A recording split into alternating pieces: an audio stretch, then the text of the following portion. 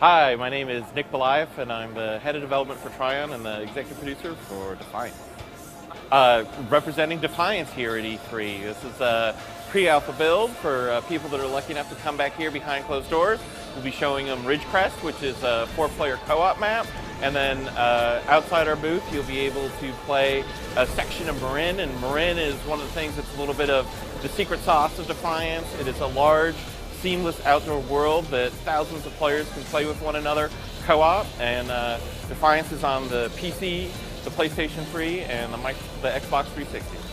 I think the big thing about Defiance at E3 this year is the large, seamless open world. It's thousands of people being able to play with one another cooperatively and competitively, and this is something that for third-person shooter market, no one has really been able to bring to bear, particularly at the scale at which we're doing it.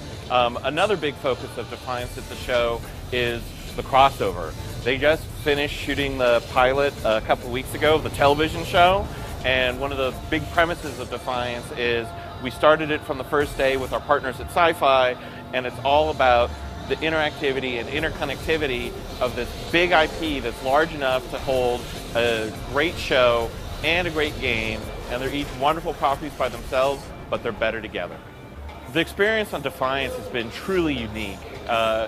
Starting at the beginning when we're just sort of sitting around with a few people from Sci-Fi and figuring out how we're going to do this. It was a great idea of how do you get a game and a show to work together where they can both be great and not make compromises, which is sort of a historic problem with games in Hollywood.